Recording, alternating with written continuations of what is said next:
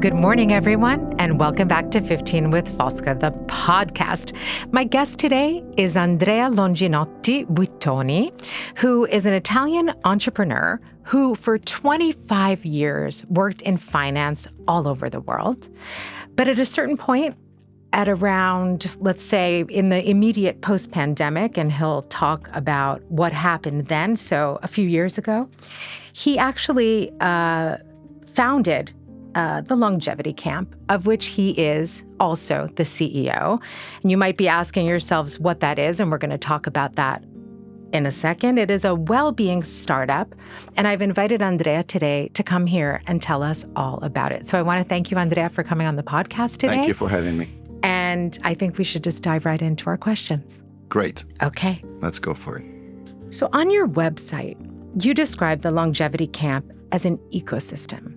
And I'm really curious to know what that distinction means to you and why it was so important to define it that way.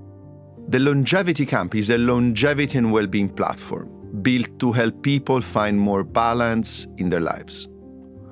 We guide our community on a journey of transformation through 6 essential pillars: breath, mindset, nutrition, movement, restorative sleep, and the multisensory well-being. Through digital content, live experiences, and expert guidance, we help people turn well-being into something more practical, personal, and lasting. You focus very explicitly on healthspan, not just lifespan. What does that mean in terms of how we think about our lives day to day? Very important, this question. We start changing our lives, most of us, I would say, especially after the pandemic. It was a wake-up call for many of us. And it is actually essential to start thinking that we don't have to live longer, but we need to live better. Yeah. Therefore, this is why we are focusing on helping people in regaining balance. And balance starts from micro changes in every day.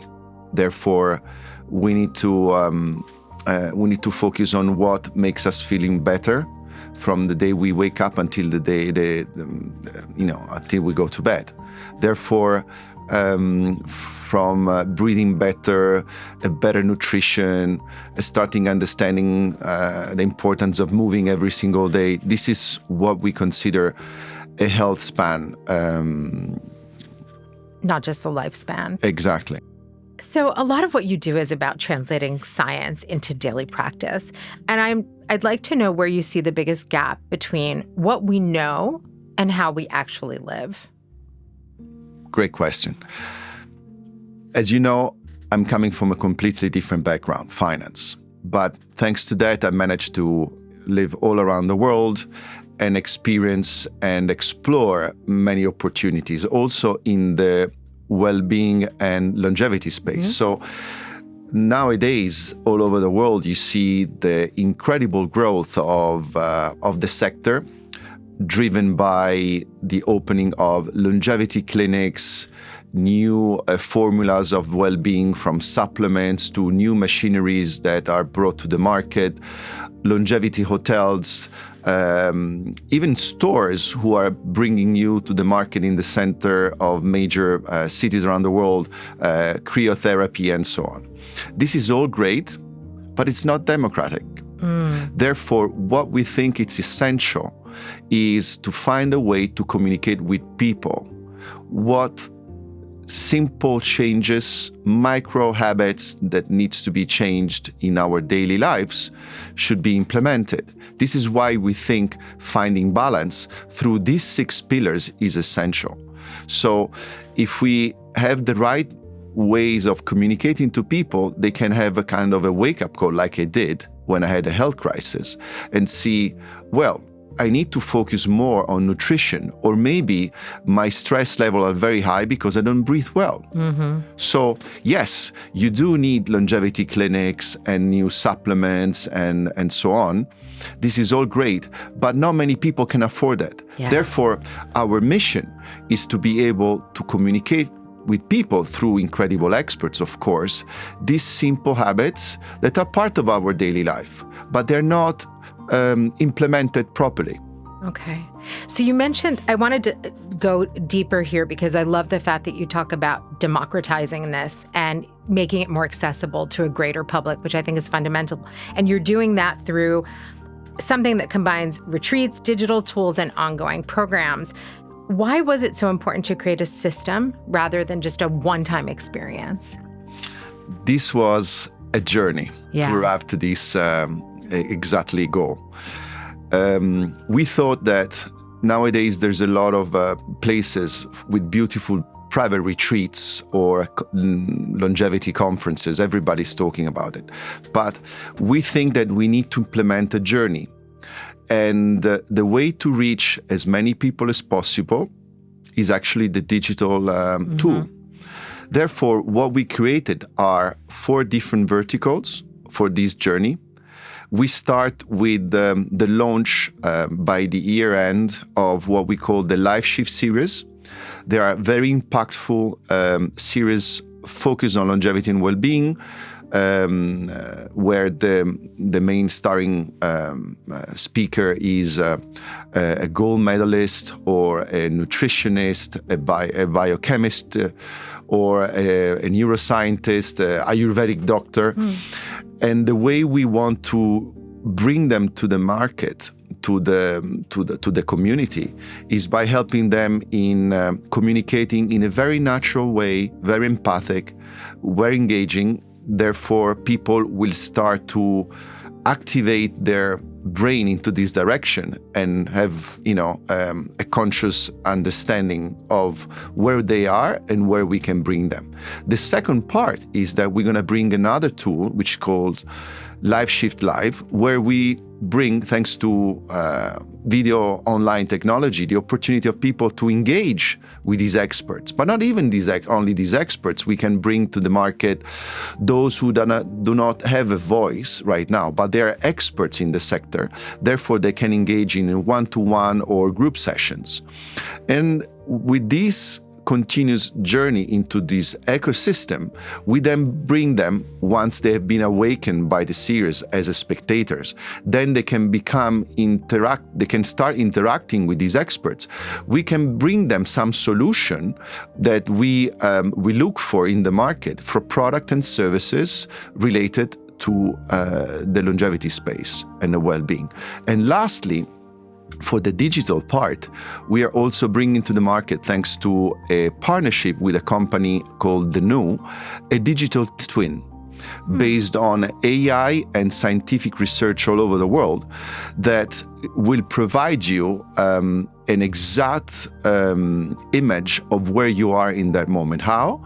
By analyzing your blood samples, the microbiome, genome, epigenome, and all your data coming from the wearable technologies, like companies like Aura, Whoop, where you get all these important data about your movement, about how you sleep, about your heart rate. This is essential. So we should use technology as the digital space in the right way, and even maybe through social media, communicate these to a bigger audience all over the world in different languages. So this is the digital space we're building, and we're going to be launching by the end of the year.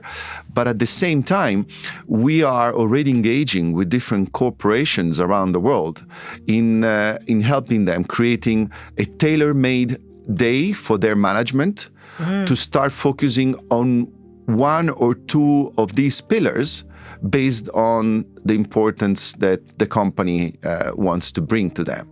Because to have employees more conscious about their well-being is essential for a company to grow properly and be healthier. Yeah. This is an amazing project. It's huge. I don't think I realized when we sat down just how immense it is and how many people it will reach and how many lives it can potentially change. This is really exciting. And, you hear every day, longevity has become this buzzword. And I think there is sometimes this disconnect between what we hear and what that really means in terms of how impactful it can be in our daily lives. And I like the fact that you cited the idea of bringing corporations into it to create healthier and happier businesses and employees, because it leads perfectly into my next question, which is maybe not exactly as accurate, because it seems like you're not speaking to one specific type of person. Like originally, I thought this was more geared towards people who perhaps had careers in something like finance or other fast-paced industries. But it seems to me that actually this is something that could help so many people in so many different worlds, if you will. Who did you have in mind when you founded Longevity Camp? So at the beginning, if you look at stats and you do market research, the focus could be male 35 to 50 years old.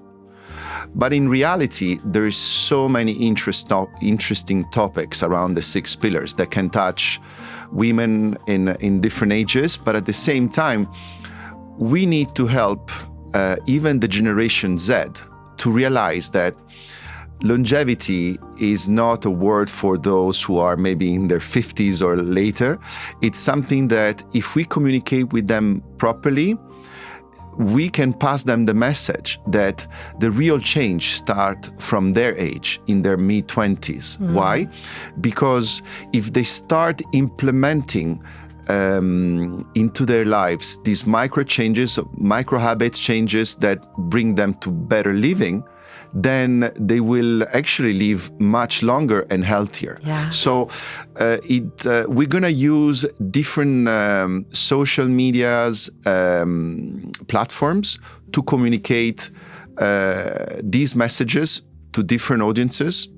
So maybe TikTok, for instance, is more Generation Z, and they teach us that because of attention span issues, we need to be more direct, but if we are impactful in the answers we provide to them, they will follow. They're smart, and we need to learn from them how to actually be more synthetic when we do the communication and more direct. Yeah. Therefore, the audience, ideally, it could be the corporate managers, the 35 to 50, but then we realize that even talking to them in different languages, because all our experts that we call life shifters are from different nationalities. So we can speak to a broader audience, but at the same time, a broader audience from the age point of view. Okay. I think it should reach a lot of people. And I love the fact that you're also taking into consideration the new generations and just how much they can benefit from beginning these practices early in their lives. I want to stay with the 6 pillars for a second, if you don't mind. And I know that there are 6, but if somebody had to choose just one to sort of begin this process, or the micro habits, as you say, where would they maybe start? The most important one, breathwork. Yeah. If you think the first shock we have in our lives is breathing. Yeah. So when we come to life,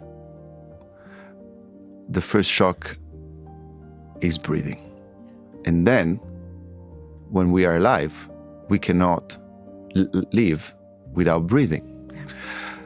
And honestly, at least for myself, but I think 90% of the population never been taught how to breathe. And breathe is the perfect stress regulator. It allows us to prepare us for better sleep, better performance, sports-wise, but also for digesting. There's so much that we need to learn about it. And actually, every single day, I try to focus on my breath work. And I need so much to learn. But I think to answer your question, breathing is the most important of the pillars. Okay. Thank you for that, because it's something that we never talked about while we were growing up, certainly. And instead, it's something that I've also realized at this stage of my life, how important it is to living better daily. I mentioned in the introduction that the Longevity Camp was born out of this wake-up call that you had. You mentioned it as well. Can we talk about the moment that you pivoted? Can we talk about your personal crisis that led to the birth of this absolutely phenomenal endeavor? Yeah. very simply, like many people during COVID, had a health crisis, and I was one of them. So there was a period of suffering, and the physical one. But then what it was quite incredible, and I wasn't expecting it, because I always consider myself a well-balanced person, really focused,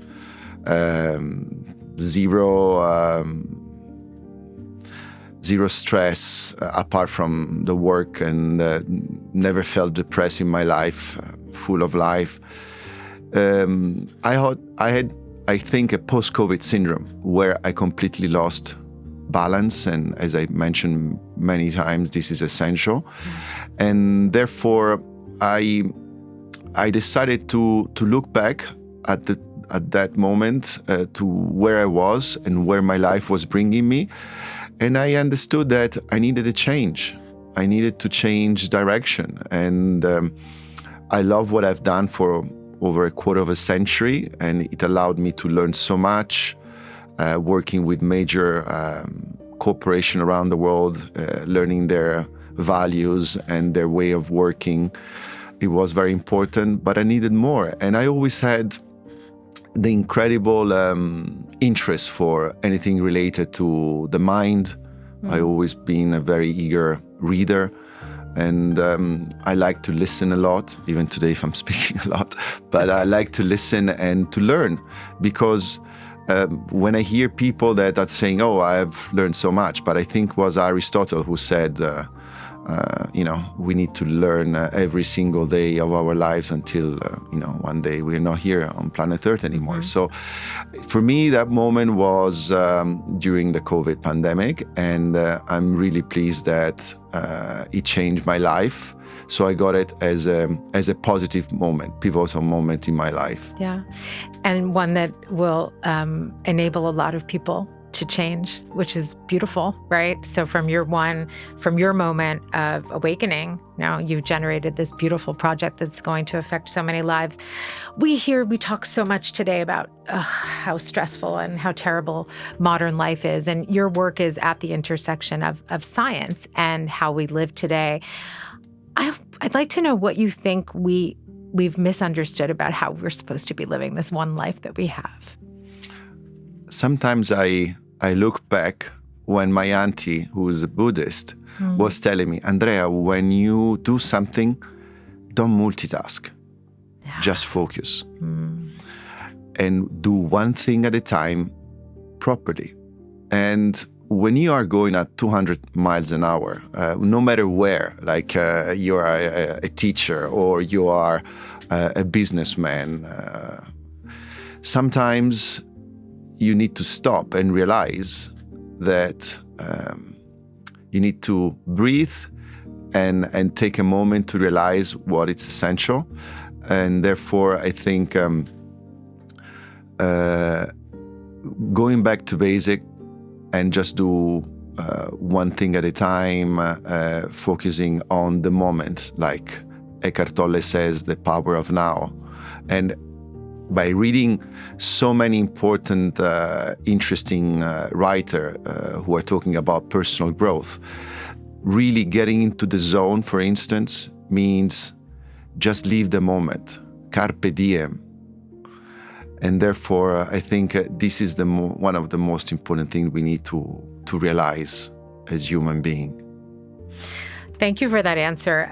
It's not always easy to cultivate that kind of attention in today's world, but I think that there's too much noise. There's too much noise, and whether it's through breathing or other sort of centering and focusing practices, it's fun. What you said is at the basis of a life well lived, because I think we have lost that. Or we risk losing it. I don't want to be dramatic, but everything hinges on that. Our relationships, our true well-being, and it's just fundamental. So thank you. One more important thing, I think, which is vital. Yeah. I come from a different world. I cannot be a teacher, or I cannot be the one teaching about or passing on the messages on the importance of these pillars and going into depth. What is most important, I think, is to select very special human beings who are experts in these fields and give them the platform to communicate to people in simple and natural way so that the message can arrive. And we as human beings can be touched. And if we can, as a company, as a startup, touch even few people and make them, awaken again, that would be an amazing goal. Yeah, and I have no doubt that you're doing it and that you'll continue to do it. We're at our final question, which I'm sort of sorry about because I would like to talk to you a lot more about so many of these things. If longevity is something that we build daily, what does a well-lived day and life look like to you? Okay.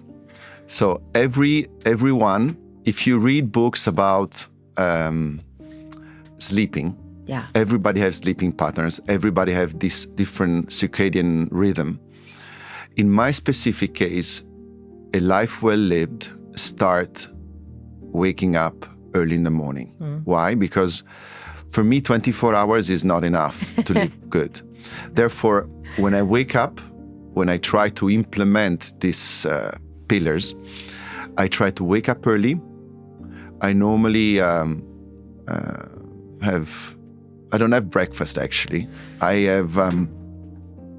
I just have maybe a tea with warm water and ginger and lemon, or maybe I have a coffee.